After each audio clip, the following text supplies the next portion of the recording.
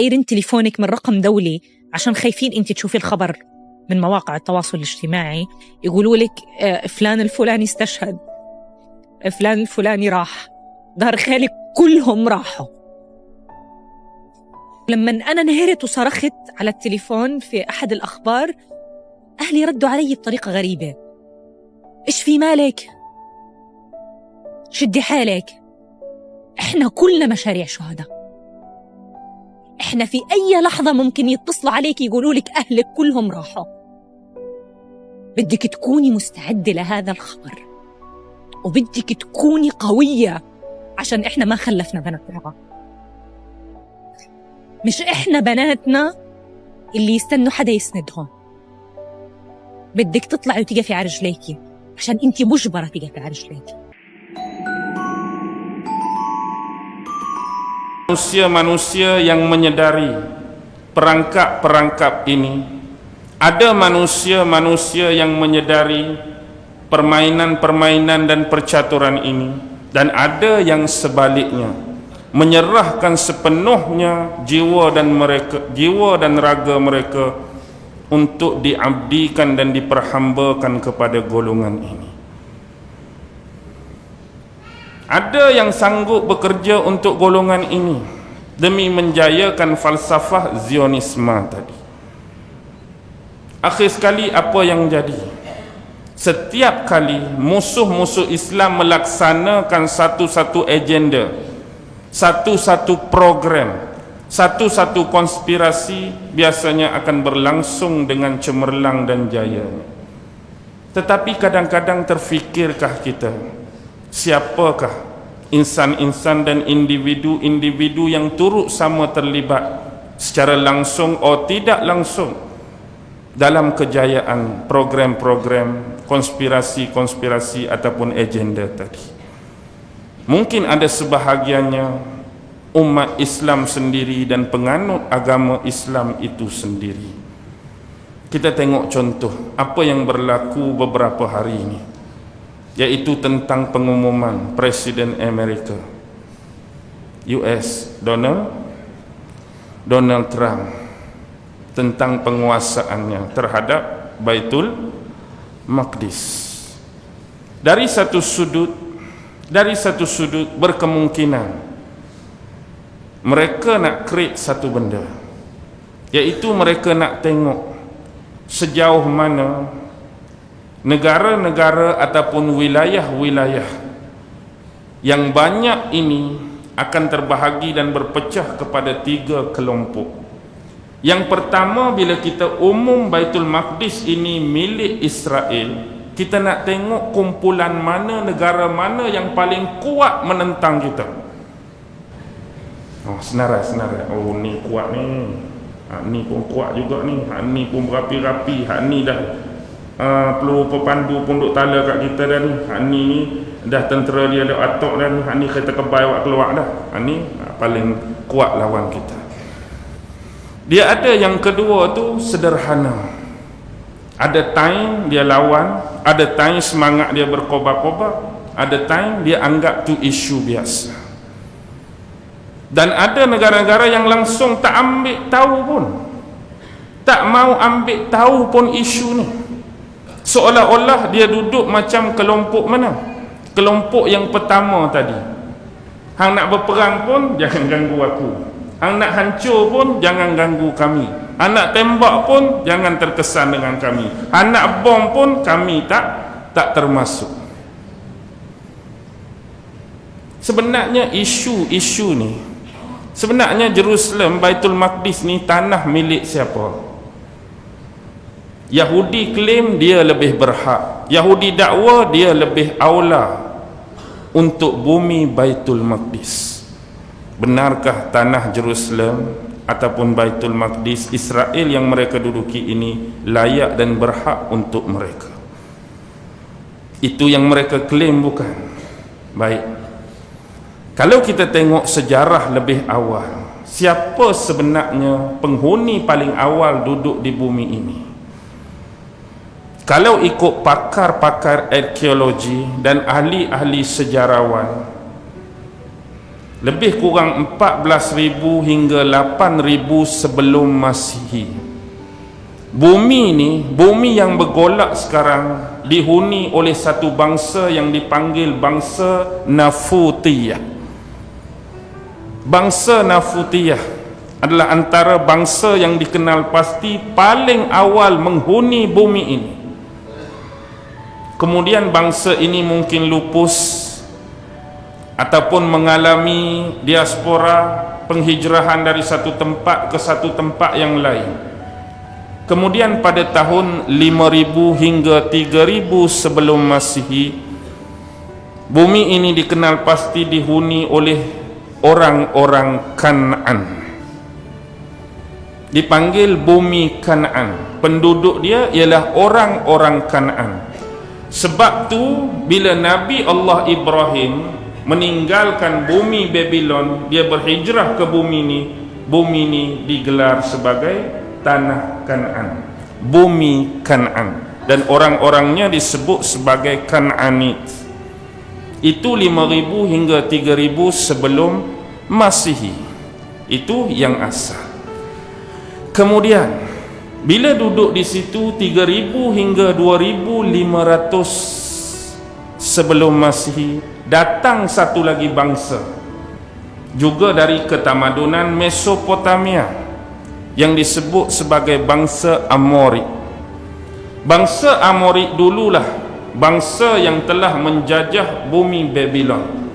Selepas peristiwa Nabi Allah Ibrahim dengan Namrus tu, bila Ibrahim dah tinggalkan bumi Babylon dan Namrus pun dah mati, dah meninggal, maka kerajaan ini mula diperangi oleh dua golongan, iaitu bangsa Ilam dan bangsa Amori. Kemudian bangsa Amori akibat berlaku kemarau yang panjang di bumi sana mula melakukan penghijrahan ke bumi mana? Tanah Kan'an. Jadi waktu tu ada orang Kan'an, ada orang Amori. Dan dikatakan ada dua lagi suku, iaitu suku Yabusiyah dengan bangsa Finik. Finik ni juga disebut bangsa Fonisia. Baik. Yang penting Kan'an, Amori, Yabusiyah. Yang betul-betul penghuni asal bumi Al-Aqsa tu bangsa Yabusiyah. Mereka ada satu kerajaan yang disebut kerajaan Yabus. Bahkan dalam sejarah mereka pernah membina hampir 119 kota. Masa mereka menetap dan menghuni di situ kerajaan Yabusiyah, orang-orang Yabus ni. Kalau Finik atau Fonisia, mereka disebut Kan'an laut. Kan'an, Amori dengan Yabus disebut Kan'an darat. Finik atau Fonisia disebut Kan'an laut, sebab mereka duduk di persisiran Jordan Timur dengan Lebanon. Di situ ada lautan Mediterania. Itulah dia orang-orang Fenisia yang digelar Kan'an laut. Orang-orang Fenisia inilah yang dulu mengajarkan kepada orang-orang dan manusia-manusia di tamadun Yunani purba. Yunani ada dua. Satu Yunani kuno, zaman kerajaan Mykenaya, zaman Raja Agamemnon, zaman kerajaan Troy dulu. Dulu saya pun ingat Troy itu epik, tapi tidak. Troy benar-benar terbukti kewujudan dia. Itu zaman Yunani kuno. Bila Mykenaya mula berpindah ke arah utara, dan ada sebahagian besar ahli-ahli sejarah menganggap orang-orang Mykenaya ini adalah asal usul bangsa Etruskan, keturunan-keturunan orang-orang Itali. Jadi mari situ orang-orang Dorian. Orang-orang Dorian inilah yang baru jadi Yunani purba. Yang ni tak tahu apa. Orang-orang Fonisia lah yang pada masa tu digelar sebagai the greatest maritime. Orang yang cekap melayarkan perahu-perahu dan kapal mereka di lautan, berhijrah ke sini dan mengajarkan mereka. Lepas tu barulah 800 hingga 500 masih baru keluar nama-nama seperti Socrates, Aristotle, Plato tu barulah tu. Siapa yang menghidupkan tamadun mereka? Orang-orang Fonisia. Baca sejarah. Jadi duduk di situlah. Bila duduk di situ 1300 sebelum Masihi, datanglah orang-orang Filistin. Kita sebutlah ni Palestin. Bangsa ni disebut bangsa Filistin daripada pergunungan Kir dengan Laut Aegean, Lautan Mediterranean, Semenanjung Balkan dan Anatolia, disebut Asia Kecil. Kalau kita belajar buku sejarah dulu, dia sebut Transaxonia. Marilah geng Filistin duduk di sini. Itulah kelompok-kelompok awal yang ada.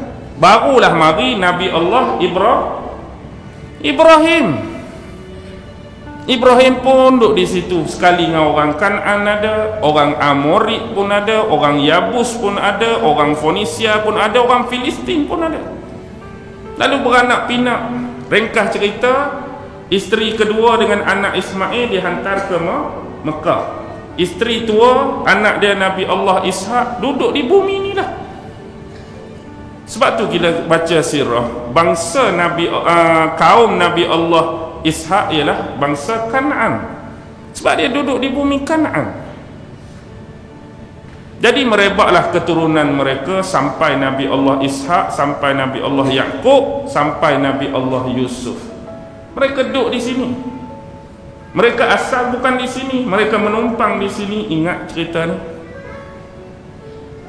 Pendek cerita, Yusuf dikhianati, dicemburui oleh saudara, sehingga Yusuf terhantar ke negara Mesir. Kemudian pendek cerita, panggillah bapa Nabi Allah Yaqub dengan saudara-saudara Bani Israel yang lain tinggal di bumi Mesir. Zaman Yusuf, zaman pemerintahan Hyksos. Bani Israel dapat keistimewaan. Ada tanah, ada rumah, ada haiwan ternakan, ada perladangan, ada perniagaan. Tapi bila naik kembali pahlawan Ahmoses I, dinasti Fir'aun ke-18 bermula balik, maka waktu Fir'aun memerintah, tiada lagi keistimewaan untuk Bani Israel. Lantas mereka dijadikan sebagai buruh-buruh dan kuli. Ini adalah tahun-tahun yang paling memenatkan dan menyeksakan bagi Bani Israel. Pertolongan daripada Allah sampai bila terutusnya Nabi Allah Harun dan Nabi Allah Musa, akhirnya nak menyelamatkan Bani Israel daripada tindakan-tindakan Fir'aun ini. Nabi Musa dengan Nabi Allah Harun mengeluarkan mereka daripada bumi Mesir menuju ke the promised land, bumi yang dijanjikan untuk mereka. Bumi mana? Bumi asal tadilah. Hak Nabi Ibrahim sampai, hak di situ lahirnya Nabi Ishak, di situ lahirnya Nabi Allah Yaqub. Sebelum mereka pergi ke Mesir, bumi itu jugalah mereka akan kembali. Bumi itu dijanjikan untuk mereka, dan sampai hari ini pun mereka klaim mereka adalah Sya'bul Mukhtar, bangsa-bangsa pilihan Allah. Jadi berpindahlah mereka, terjadilah peristiwa pembelahan Laut Merah, sampailah ke Semenanjung Sinai. Allah panggil Nabi Allah Musa untuk bermunajat. Berapa hari Allah panggil bermunajat pada dia? 40 hari. Terlewat 2 hari, turun hari ke 42. Apa berlaku Bani Israel di samping Nabi Allah Harun? Apa berlaku? Sembah lembu. Tak boleh nak fikir. Why tak boleh nak fikir? Kenapa jadi seteruk ni Bani Israel? Drastik sangat tindakan mereka, drastik sangat apa yang mereka buat. Maksud yang kita tak boleh nak fikir, Nabi Musa belum mati. Nabi Musa tinggal 40 hari, Harun masih ada bersama mereka. Bila Musa Samiri suruh sembah lembu tu depan Nabi Harun, mereka boleh sembah. Pasal apa jadi lagu tu? Kurang-kurang kalau Nabi Allah Musa dah wafat, Harun dah wafat, generasi pun dah bertukar, okeylah kalau dia nak jadi sesat balik pun. Ni dua Nabi duk ada lagi. Harun duk bawah sekali dengan dia. Bila Samiri suruh sembah lembu, dia boleh sembah. Tak terfikir. Contohlah kita hari ni dah. Elok-elok ada ulama dengan kita duk semayang elok-elok, masuk seorang geng lain, kita kena sembah pokok bunga ni. Maksudnya kalau hak pi sembah pokok bunga dalam keadaan kita duk lagu ni, memang kita anggap teruk sungguh lah hang seorang ni. Dalam keadaan ulama duk ceramah hari-hari, duk cerita hari-hari, ni akidah sesat, ni terpeleok, ni syirik, orang suruh sembah pokok bunga, terus pi terus. Jadi kita tak boleh nak fikir pasal apa dia boleh jadi lagu tu. Kalau ulama tak ada dah, orang alim banyak dah mati, okeylah kalau dia nak tersesat. Wah, sebab benda ni tersemai lama dah sewaktu mereka berada di bumi Mesir. Dan waktu berada di Mesir, mereka pernah minta dengan Nabi Allah Musa supaya dibuatkan patung sama seperti orang-orang di Mesir, yang menjadi perlambangan dan simbol bagi Allah. Nak bagi nampak juga nak menyembah tu. Ikutlah simbol lagu mana, lambang lagu mana. Yang penting Allah kita tak nampak tu, biar bagi satu simbol yang kita sembah tu nampak. Tapi dinafikan oleh Nabi Allah Musa. Hati-hati mereka sebahagian dah ada terkesan dengan penyembahan-penyembahan berhala yang hari-hari mereka duk lihat depan mata. Mari pula kepelikan, sebab bangsa Yahudi ni satu bangsa yang boleh dianggap mistik lah. Bab-bab mistik ni, patung daripada emas boleh bergerak pula dan bersuara pula. Memang hebat. Kalau kita lah ke mana? Ada seorang buat patung lembu dengan emas, lepas tu bergerak, lepas tu boleh sembang, boleh cakap dengan kita. Ke mana agak-agak? Payah juga Akulah Tuhan kamu yang sebenar. Sudah. Sembahlah aku wahai sekalian manusia. Padahal siapa duduk dalam tu? Siapa yang bersuara tu? Pak Cik Tan. Setan masuk dalam tu. Terpeleok lah. Kemudian bila Nabi Musa turun, Nabi Musa halau Samiri bukan. Tapi ingat, bukan Samiri seorang, masih ada beberapa yang terpeleok ikut belakang Samiri. Yang kita duk cari hari ni, yang kita duk trace hari ni, suku Sakat hak sekali ikut Samiri tu pi mana lah ni keturunan tu. Hak jalur dengan ikut Nabi Allah Musa tak ada masalah. Hak jalur ikut Nabi Allah Harun tak ada masalah. Hak Saki Baki, hak ikut Samiri tu duk mana sisa-sisa keturunan tu lah. Mereka hidup, mereka berpindah randah, mereka berhijrah, mereka mungkin berkahwin, mereka beranak pinak, mereka menyebarkan keturunan. Tapi di mana mereka sekarang? Dan apa yang telah Samiri ajarkan pada mereka sepanjang bersama dengan tokoh tersebut? Samiri juga, sesetengah ulama kontemporari menyebut, dia ni sengaja direkrut dan disusuk masuk dalam kumpulan Nabi Allah Musa. Dia asalnya geng-geng Dewan Senat Fir'aun juga. Fir'aun ni macam ni lah. Fir'aun ni dia ada satu tagline, dia digelar mempunyai dua tapak kaki yang berkuasa. Dua tapak kaki yang berkuasa. Bukan macam Iron Man keluar api naik ke atas dah. Satu tapak kaki merujuk kepada bagaimana Fir'aun boleh melestarikan, menjaga dinasti dia. Sebab satu, dia mempunyai militer yang cukup ramai. Dia mempunyai senjata yang hebat, logistik yang banyak, ahli-ahli perang, askar dan tentera yang cukup ramai. Ni kekuatan pertama dia. Yang kedua, kerana dia ada dewan ahli senat penyihir-penyihir, geng-geng ahli sihir. Kalau dia mimpi, hak inilah tukang takbirnya. Kalau dia nak berjalan, hak inilah tukang ramalnya. Kalau dia buat tu, hak inilah tukang ceritanya. Jadi nak jadi cerita pertarungan berlaku antara ahli-ahli sihir ni dengan Nabi Allah Musa, tapi mereka kalah ke menang? Mereka kalah. Bila mereka kalah inilah mereka susup salah seorang ahli mereka dalam kumpulan Nabi Allah Musa. Itulah dia Musa bin Zafar. Nabi Allah Musa, Musa bin Imran. Musa bin Zafar itulah Musa As-Samiri. Nisbah kepada tempat kelahiran dia, bumi Samirah, Iraq. Itulah yang terjadi. Allah hukum Bani Israel 40 tahun sesat di padang apa? Padang teh. Bukan macam teh Cameron tu. Teh, T-I-E-H. Padang tu nama padang teh. Kisah manna wassalwa. Kisah 12 mata air famfajarat min husnata asyrata aina qad alima kullu unasi.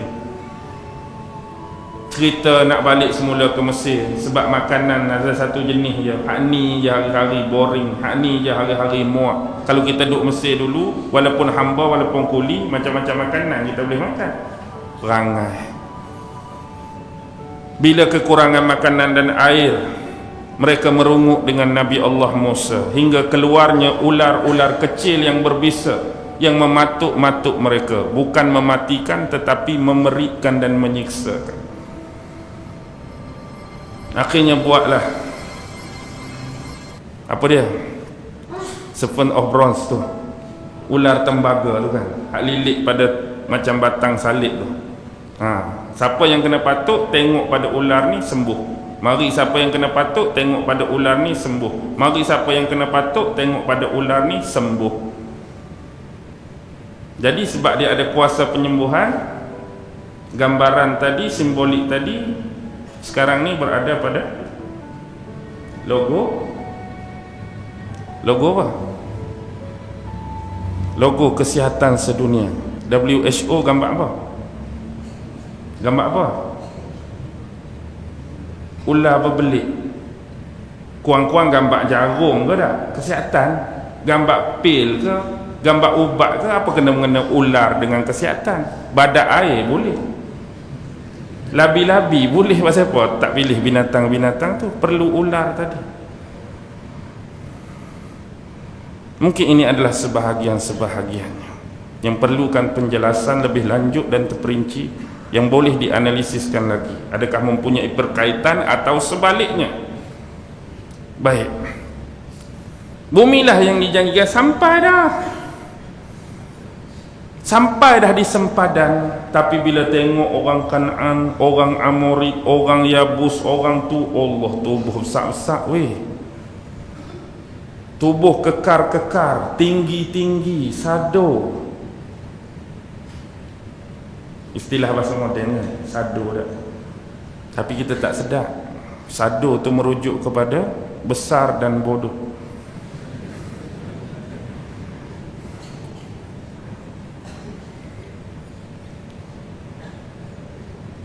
Penakut.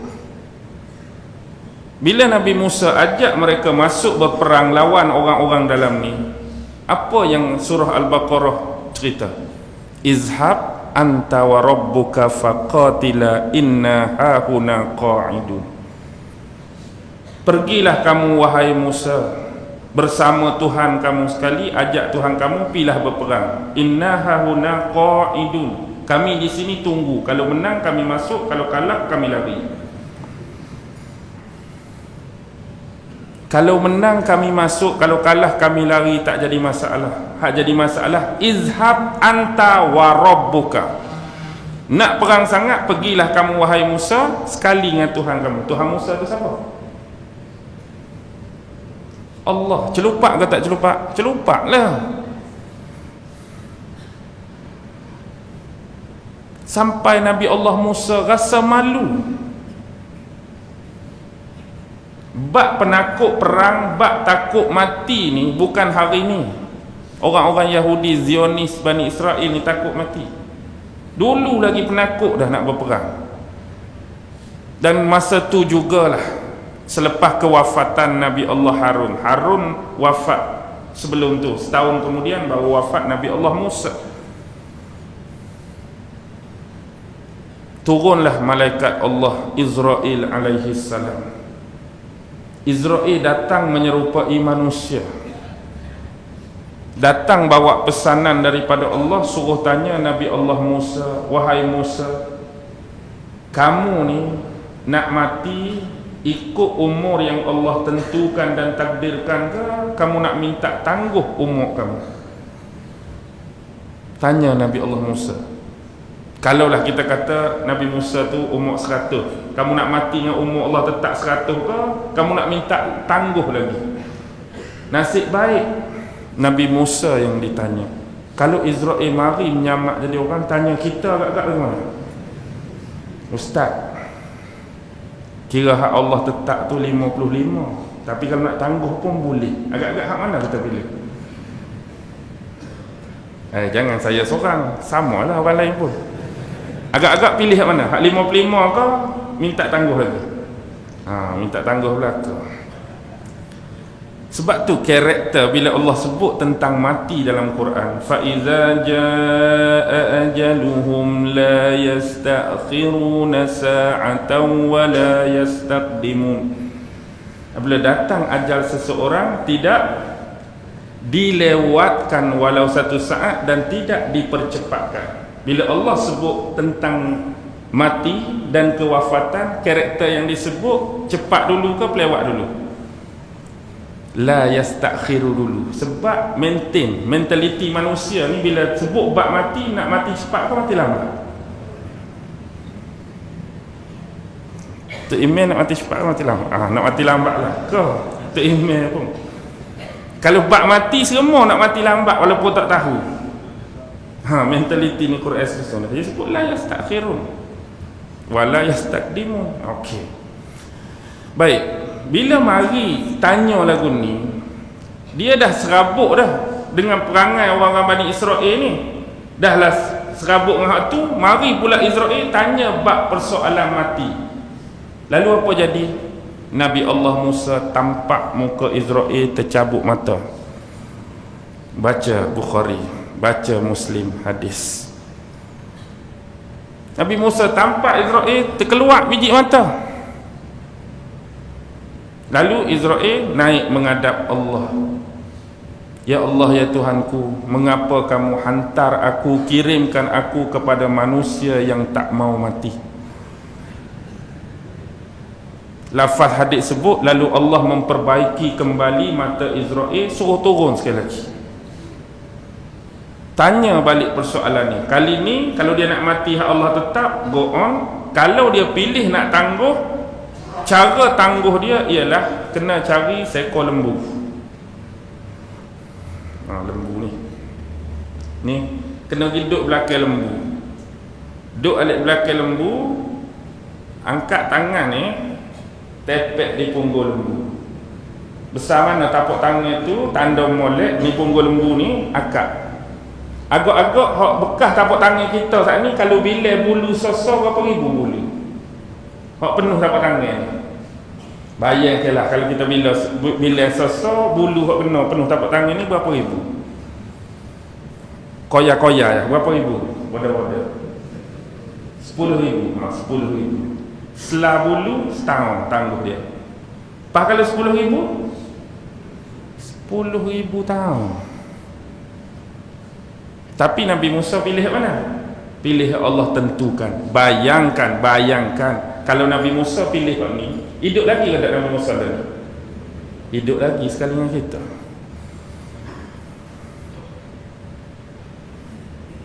Dan kita pun mungkin berasa sedap. Berapa berasa sedap tu? Ya Nabi Allah Musa, berapa umur Rasul lagi? Umur saya baru 3,000. Ada berapa lagi? 7,000. Sedap. Lambat lagi nak kiamat lagi tak wafat dia, tak kiamat lagi lah. Jauh lagi lah masa tu dah.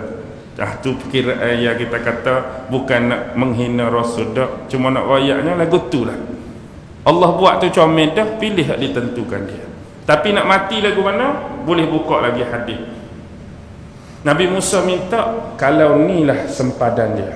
Ni, kalau hamba ni duk alik Palestin, tu alik puak-puak dia, Seorang duduk atas lain sempadan ni, ambil batu sebutir, baling sejauh 1 kali lontaran. Kalau aku kamu nak wafatkan, wafatkanlah sejauh lontaran batu tu. Sebenarnya Nabi Musa nak mati dalam ni tempat suci, tapi sebab malu kepada Allah dengan perangai Bani Israel tadi, sekurang-kurangnya dekat dengan tempat suci sejauh lontaran batu. Jadi adalah pemakaman Nabi Allah Musa di atas gunung Nebo.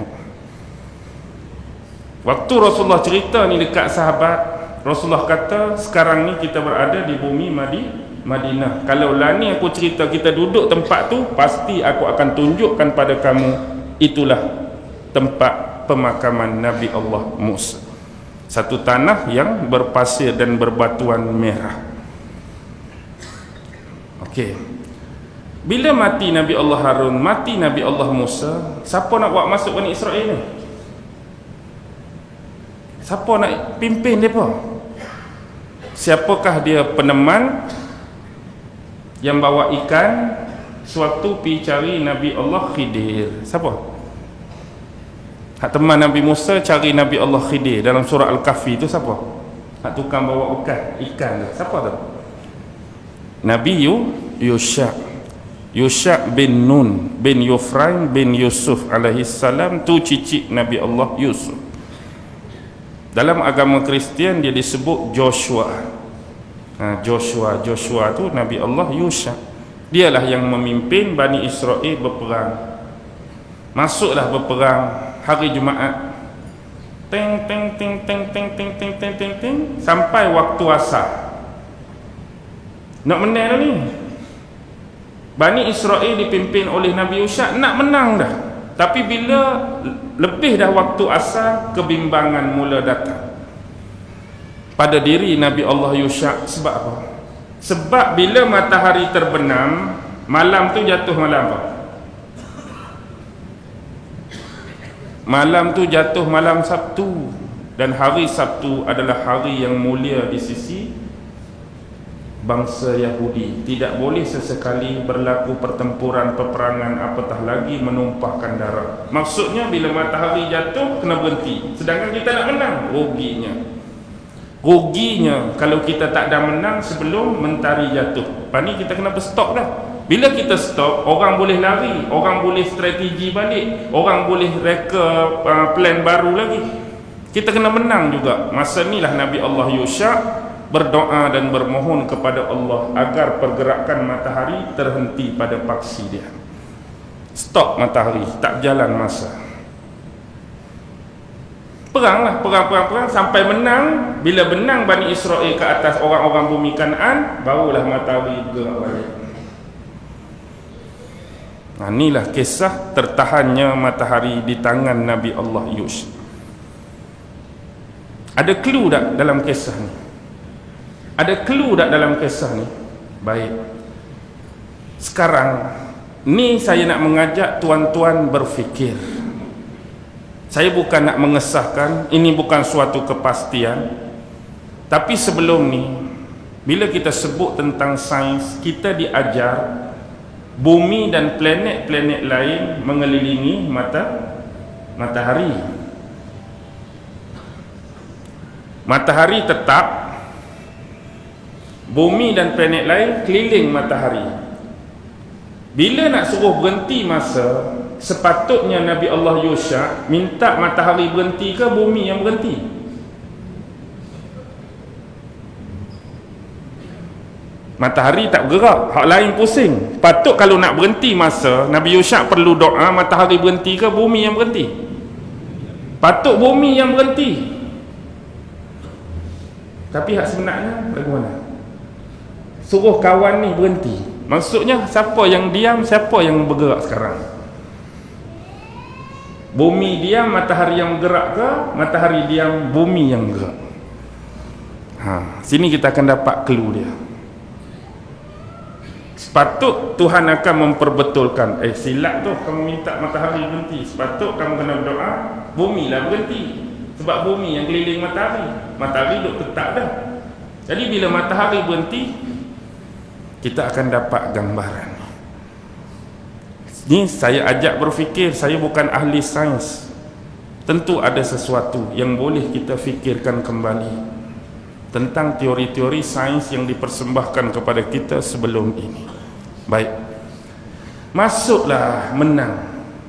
Inilah Bani Israel masuk kembali dan mereka mendakwa ni tanah dia. Sekarang tengok, bumi, asal bumi ni milik siapa? Milik siapa? Asal kalau kira cerita tadi, milik siapa? Kalau nak kira, orang Nafutiyah tu lagi berhak, orang Kanaan lagi berhak, Amori lagi berhak, Yabusiyah lagi berhak, Fonisia lagi berhak, Filistin lagi berhak. Dia mari masuk berperang. Tiba-tiba yang selalu dia canangkan ialah apa? Yang selalu mereka canangkan terhadap Rasulullah dan agama ini, agama Islam ditebarkan melalui mata pedang, peperangan, bunuh orang, cincang orang, tawan orang. Itulah Islam, agama keganasan, agama teroris. Time kita dia kata ganas, tapi time dia nak masuk ni, orang bagi laluan ke kena berperang, kena perang. Bumi ni bukan bumi dia. Dia masuk bumi orang, bunuh orang dalam tu, cincang orang dalam tu. Pasal apa tak dipanggil keganasan? Pasal apa tak dipanggil teroris? Kalau itu dakwaan terhadap Nabi Muhammad dan sahabat sebelum ni. Tapi sebab kita ada Tuhan yang sama, agama yang sama, kita sedar mereka masuk dan berperang atas perintah siapa? Perintah siapa ni? Nak masuk bumi Palestin, siapa yang suruh? Oh, Allah kan? Jadi bila kita ada panduan wahyu, kita tak fikir dah mereka bunuh orang, kita tak fikir dah mereka masuk rumah orang, kita tak fikir mereka masuk bumi orang. Yang kita nampak apa yang mereka buat, perintah Allah. Jadi kita tak akan tuduh perlakuan mereka ni teroris, kita tak akan tuduh perlakuan mereka keganasan, kita tak akan tuduh perlakuan mereka rampas hak orang. Samalah demo, jangan sekali-kali tuduh apa yang Nabi buat tu ganas. Sebab Nabi buat bukan kehendak dia, tapi perintah. Kalau memahami agama secara tepat dan benar, itulah dia. Kalau kita nak buang atas perintah Allah, mereka lebih awal boleh dituduh teroris dan menceroboh bumi orang. Tapi kita tak pernah kata, kita faham itu perintah dalam agama oleh Allah. Jadi hari ini janganlah tuduh Islam tu disebarkan melalui mata pedang, ganas, tawan orang, cincang orang. Benda lebih awal dah berlaku depan mata sebagai bukti. Tapi sebenarnya pengingkaran terhadap Nabi Allah Harun dan Musa, Allah dah tarik balik dah the promised land ini daripada bangsa Yahudi. Allah dah tarik dah, tapi mereka tetap mengaku-ngaku bumi ini milik mereka. Atas dasar dengan Nabi Yusha tadi.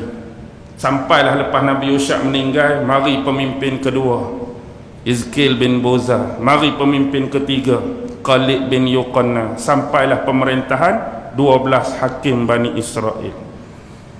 Ada Otnil, ada Ehud, ada Samgar, ada Deborah, ada Gideon, ada Lota, ada Yair, ada Yefta, ada Ebzan, ada Elon, ada Abdon, ada Simson.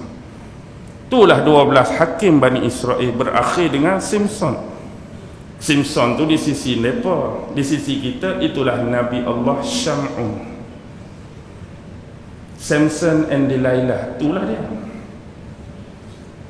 Delilah tu bukan lagu Kristen Samson and Delilah, Nabi Syam'un yang Rasulullah cerita dalam hadis. Dalam banyak-banyak Nabi, inilah seorang Nabi yang dia masuk ke syurga, dia seorang-seorang, tak ada pengikut belakang dia. Orang lain dah ramai, hak ni ada beratus, hak ni ada puluh, hak ni ada sikit, tapi dia seorang-seorang je. Tak ada orang belakang dia, pengikut dia. Dan Nabi Syam'un jugalah ada keterkaitan dengan hadiah daripada Allah tentang apa? Takkan tak tahu cerita Nabi Allah Syam'un. Nabi Allah Syam'un ni yang jadi seorang-seorang, dia bagi kekuatan fizikal yang cukup luar biasa. Kalau hakim-hakim sebelum ni ada masalah berperang ke, beradu tenaga kekuatan, mereka ada pengikut. Hak ni dia pergi seorang. Dia tak panggil orang, dia tak menyusahkan rakyat dia. Setakat tiang macam ni dia tolak, dia tolak, dia tolak, dia tolak, dia memang hebat. Akhirnya akibat berlakulah perkara-perkara yang tidak diingini, dia tertangkap, dia dibutakan mata dia. Kemudian dia bermunazah, minta ampun, bertaubat pada Allah. Kalau Allah mengembalikan semula penglihatan dan kekuatan dia, dia akan berjuang, berperang, berjihad fi sabilillah selama 1000 bulan tak berhenti. Selama 1000 bulan tak berhenti. Bila sahabat dengar Rasulullah bercerita, sahabat pun mari, oh siapa dia lah boleh menandingi pahala 1000 bulan jihad daripada Nabi Allah Syam. Lalu Allah menghadiahkan pada bulan Ramadan malam Lailatul Qadar. Itulah keterkaitan dengan kisah Nabi Allah Syam'un. Lepas tu baru mari Nabi Samuel. Masa Nabi Samuel ni, Bani Israel tak ada pemimpin. Mari jumpa Nabi Samuel mengadu, angkatlah seorang pemimpin bagi kami, seorang pemimpin bagi kami. Lalu Nabi Samuel angkat siapa? Tolut. Akhir surah Baqarah tu kan ada kisah Tolut. Angkat Tolut. Tapi sayang, Tolut ni siapa? Tolut ni dari keturunan Bunyamin. Mereka tak mau. Mereka nak keturunan Levi, keturunan Nabi-Nabi dan Rasul. Musa, Levi. Harun, Levi. Samuel, Levi. Tak kurang pun keturunan Yahuza. Nabi Daud, Yahuza. Sulaiman, Yahuza. Ni Bunyamin. Mereka memperlekeh-lekehkan. Walhal Bunyamin tu salah satu 12 Bani Israel. Masih lagi keturunan mereka pun, sebab atas tu mereka pelekeh. Apatah lagi kalau nak angkat hari tu pemimpin dari orang Kok Lanah, lagu mana? Bani Israel dah, geng mereka dah. Cuma mungkin daripada tribe, suku yang tak terkenal, mereka tolak. Kalaulah kata orang hak nak jadi pemimpin kamu ialah seorang pemuda dari Kok Lanah, Kelantan, oh lagi teruk mereka tolak.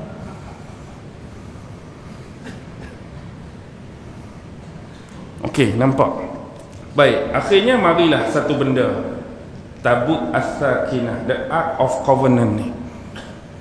The Ark of Covenant ni lah mari. Di samping bukti-bukti bahawa Tolut itulah pemimpin mereka, melalui minyak yang menggelegak di dalam tanduk dengan ukuran tongkat Nabi Allah Musa. Ketinggian Tolut tu sama, dari hujung rambut sampai hujung kaki sama tinggi dengan ukuran tongkat Nabi Allah Musa. Inilah pemimpin kamu. Maka memimpinlah Tolut Bani Israel menentang tentera-tentera Jalut. Komander perang Tolut itulah dia Nabi Allah Daud alaihi salam. Nabi Daud lah komander masa tu. Mati Tolut, Daud jadi raja. Mati Daud, Nabi Allah Sulaiman jadi raja.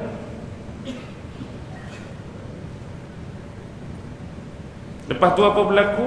Lepas Nabi Sulaiman, perpecahan kuasa pun berlaku. Bani Israel berpecah dua. Bahagian utara, Kingdom of Israel. Bahagian selatan, Kingdom of Judah. Utara, pusat dia Jericho. Selatan, pusat dia Jerusalem, Baitul Maqdis. Hak atas kena serang dekat Assyrian Empire 732 sebelum Masihi, 722 sebelum Masihi, lingkup 10 keturunan. Hak bawah Yahuza and Bunyamin yang sokong the Kingdom of Judah.